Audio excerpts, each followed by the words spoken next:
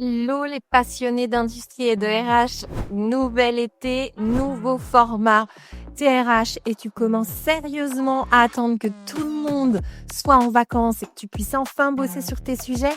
T'as déjà enfilé tes tongs, ça sent la crème solaire à plein nez dans les bureaux, moins de réunions, moins d'urgences, moins de mails. C'est l'accalmie estivale avant de te faire broyer par le mois de septembre.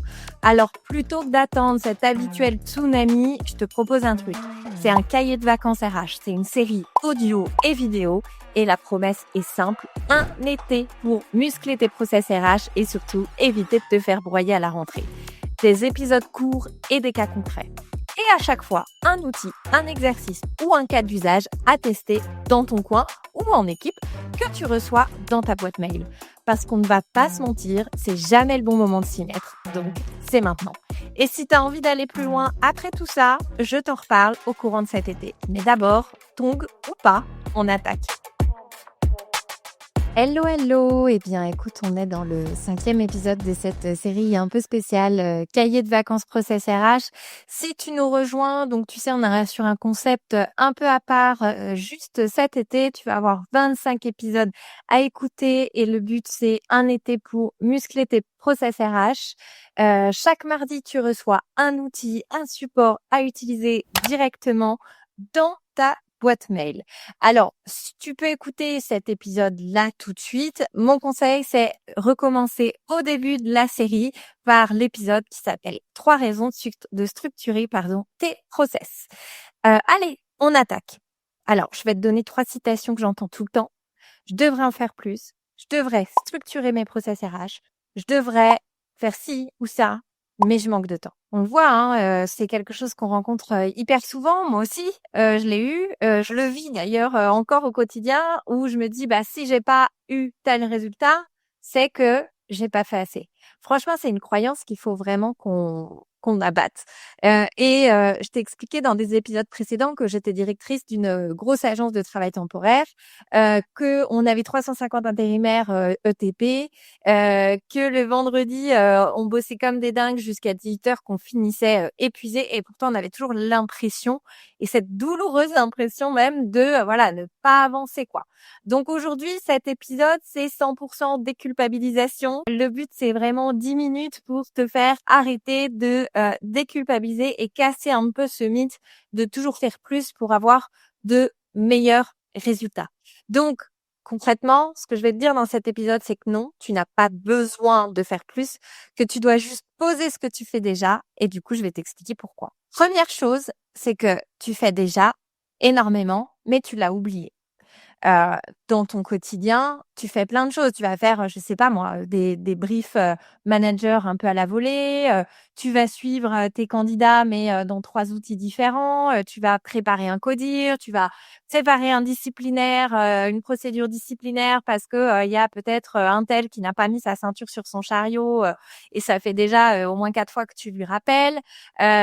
Tu passes ta vie à répondre à des urgences, à toc à ton bureau, etc. Et à la fin de journée, le sentiment, souvent, c'est une forme de culpabilité parce que tu ne vois plus tout ce que tu as géré dans ce mode un peu pompier, tout ce que tu as tenu à bout de bras. Et c'est pas parce que tu es désorganisé, en fait. C'est juste parce que tu n'as pas suffisamment de clés pour structurer et que du coup, tu finis en surcharge et donc tu te fais happer par ce côté opérationnel. Donc, c'est pas une question de volonté, hein. C'est vraiment une question d'outils, de méthodologie et un peu de discipline, surtout au départ. Mais finalement, une fois qu'on a pris les automatismes, voilà, ça roule. Il faut aussi retenir que faire mieux, c'est poser le cadre de ce que tu fais déjà. T'as pas besoin d'inventer une nouvelle façon de travailler. T'as pas besoin de repartir from scratch à chaque fois que tu lances un process. La première des choses à faire, c'est de noter noir sur blanc ce que tu fais lorsque tu rencontres telle situation. C'est pas plus compliqué que ça. Et te créer un cadre qui finalement te soulage et surtout sortir de ce côté « Ah, faut que je garde ça en tête et que je fasse comme ça la prochaine fois. » Ou simplement de je garde ça en tête, faut que je le fasse plus tard. Et ça peut commencer avec des choses ultra simples, vraiment pas besoin de complexifier. Tu peux écrire un process avec des post-it, et quand je parle d'un process, c'est juste les étapes qu'on doit réaliser pour faire son action. Tu prends des post-it et tu les affiches sur un tableau blanc. Si t'as pas de tableau blanc ou qu'il est déjà plein, tu peux prendre un tableau partagé avec le reste de ton équipe dans lequel tu viens noter tes tâches. Ça peut être un template aussi que tu fais dans un Word. Enfin, vraiment, ne cherchons pas d'abord l'outil idéal. Encore une fois, faire mieux, c'est poser un cadre. On ne cherche pas un truc complètement démentiel pour démarrer. Donc, structurer, c'est te faire gagner du temps à toi, pour le toi du futur en quelque sorte, et surtout pour te permettre de te soulager et d'arrêter ce sentiment de culpabilité. Et franchement, mais la majorité des RH que je rencontre mais me disent la même chose. C'est ça, c'est on a l'impression d'en faire toujours plus, plus, plus, plus, plus. Et pour autant, on a le sentiment que c'est jamais assez. C'est terrible ça. Donc structurer, voilà, c'est ce qui va te permettre d'arrêter de te reposer aussi à 100% sur ta mémoire, qui permet à ton équipe de bosser sans que toi, tu sois mobilisé toutes les 3 minutes pour une question X ou Y. Et c'est aussi ce qui va venir rendre les tâches visibles, délégables et partageables. La troisième chose, c'est que la charge mentale, c'est aussi ça le problème. Tu sais, ce moment où tu te dis bon allez, je le ferai ce soir, ou là faut que je parte parce que je sais pas, il faut que j'aille chercher les enfants, ou j'ai un rendez-vous chez le médecin, ou je ne sais quoi, et tu te dis que tu vas rallumer ton PC pour le faire le soir, ou tu t'en veux d'avoir oublié de faire quelque chose, ou tu te bloques 2 heures pour faire une mission que tu fais chaque semaine, mais les 2 heures de bloc-temps que tu t'es prévu, en fait, tu es happé par les urgences et tu les bloques pas. En fait, tout ça, toute cette forme de charge mentale, on a tellement pris l'habitude de conjuguer avec que c'est devenu un classique, que c'est normal, on le banalise. Et le souci, c'est que petit à petit, ça continue d'alimenter ta culpabilité. Bon, alors rassure-toi, évidemment, on passe tous par là. Il y a plein d'explications. Moi, les explications que je vois souvent chez mes clients, c'est un peu le manque de routine aussi d'équipe, mais aussi de routine individuelle. Une routine, ça peut être des choses très simples, je vais t'en parler après. Ça peut être aussi l'absence de traçabilité dans les informations. Et ce mode pompier, j'en ai déjà parlé dans des épisodes précédents, mais ce mode pompier qu'on a pris l'habitude d'endosser. Alors franchement, il n'y a pas 15 000 solutions pour remédier à tout ça. En termes d'orga, que ce soit orga individuel pour toi ou orga d'équipe, moi, je te conseille de batcher au maximum. Tu scannes et tu fais un point de toutes les tâches habituelles, en tout cas que tu dois faire sur une journée, une semaine et mensuellement. Et tu viens les regrouper sur des, des blocs-temps dans ton agenda. C'est ça le batch cop, le batch cooking, tu sais, du dimanche, voilà, c'est pareil. Comme ça, au début, ça donne pas envie. Je te jure que moi, depuis que je l'ai fait, au début, c'est un peu de discipline pour te dire non, je me focus, j'avais dit que je faisais ça. Mais vraiment, une fois que tu as pris le coup de main, ça change la vie. Te créer une petite routine aussi, ça marche super bien. Le matin, tu te prends 5 minutes sur quelles sont les 3 prios, les 3 actions prios que je m'engage envers moi-même à réaliser aujourd'hui. Je précise qu'ils ne sont pas les urgences, qui sont vraiment, enfin, qui sont pas les urgences qui vont tomber dessus dans la journée. C'est vraiment toi, tu t'engages à faire quoi envers toi-même pendant cette journée-là. Et le soir, voilà, tu te fais un point. Est-ce que j'ai bien réalisé mes 3 actions? Non. Ah, ok, mince. Pourquoi? Qu'est-ce qui s'est passé un peu dans ma journée? Pas plus de 5 minutes, vraiment un truc qui te prend pas de temps. Tu peux aussi le faire en hebdo et en mensuel. L'autre solution, je t'ai parlé de routine collective, c'est vraiment de créer avec ton équipe RH une routine qui soit claire le lundi matin. C'est forcément l'idéal. Je pense que c'est ce que vous faites généralement. Donc vraiment une routine de 30 minutes.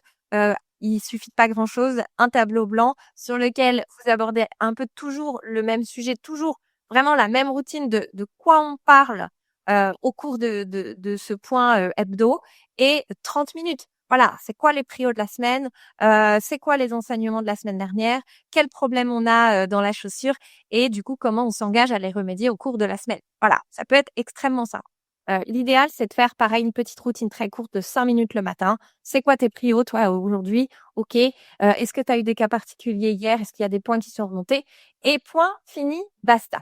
Ensuite, la 4e chose dont je voulais te parler dans cet épisode aujourd'hui, c'est, quelques petites actions à mettre en œuvre pour soulager un peu ta charge mentale cette semaine. Donc, là, je vais te proposer un peu des trucs qui sont, assez, actionnables et faciles, à mettre en œuvre, heu, pour justement gagner en espace mental. Je pense que le premier point sur cette partie-là, c'est vraiment d'identifier quel est le process, quelle est la tâche qui plombe ta semaine. Tu sais, celui qui revient, tout le temps, celui qui te gratte le plus, qui te donne le plus de boutons, celui sur lequel tu passes aussi, voilà, le plus de temps, qui t'irrite en fait. Vraiment mettre le doigt dessus, celui que tu redoutes chaque semaine. Celui-là, peut-être que tu en trouves 2, mais t'emballe pas. Commençons par un. Celui-là, c'est vraiment, le process ou la tâche qu'il faut que tu commences à, diagnostiquer, à comprendre. Une fois que tu l'as, tu vas repérer, quelles sont ce qu'on appelle les zones de gaspillage. Alors là, tu peux te demander: où est-ce que je perds du temps? Où est-ce que je répète les mêmes choses, possiblement inutilement? Où est-ce que les infos se perdent, entre les différents interlocuteurs de ce process-là? Et déjà, tu y verras beaucoup plus clair et tu vas voir que naturellement, en posant les choses, tu vas penser à, des solutions pour le résoudre et donc te soulager. Et du coup, je t'ai mis dans, le cahier de vacances que tu recevras mardi prochain, un outil pour te permettre de cartographier justement et te poser les bonnes questions pour identifier les gaspillages. Donc, tu vas voir, c'est quelque chose qui est très, facile à mettre en œuvre, mais une fois que tu as conscience des différents types de gaspillage, ça va vraiment te permettre d'identifier les bonnes problématiques que tu rencontres. Encore une fois, dans l'idée de te soulager et de te limiter cette forme de culpabilité que tu as envers toi et qui va finir par te dire: «Ah oui, mais OK, c'est pas que je n'en fais pas assez, c'est qu'en fait je multiplie, les actions ou peut-être que je fais de la surqualité» ou voilà. Donc on va souffler un bon coup, et tu vas prendre un peu de recul sur tout ça. Alors, donc c'est vraiment, le point de départ, dernier petit conseil que je te donne sur cet épisode-là, c'est ne pense pas parfait tout de suite. Mieux vaut fait que parfait. Ça c'est vraiment, un process et une structuration, ça se construit en fait, ça vit. Le problème, c'est aussi pour ça que souvent on s'empêche de le faire parce qu'on s'en fait une montagne. On se dit: «Ah oui, mais pour que ce soit le rendu que j'attends, il va falloir que j'ai un niveau, extrêmement haut». Alors que non, en fait, ce niveau-là presque de perfection, tu vas l'atteindre en avançant. Voilà, donc vraiment accepte qu'au départ, ce ne soit pas parfait, mais juste que tu viennes petit pas par petit pas améliorer la situation que tu vis, te permettre de libérer de la charge mentale et surtout, te permettre de déculpabiliser, de te dire: «Non, je n'ai pas besoin de faire plus, j'en fais déjà beaucoup, par contre je peux faire mieux».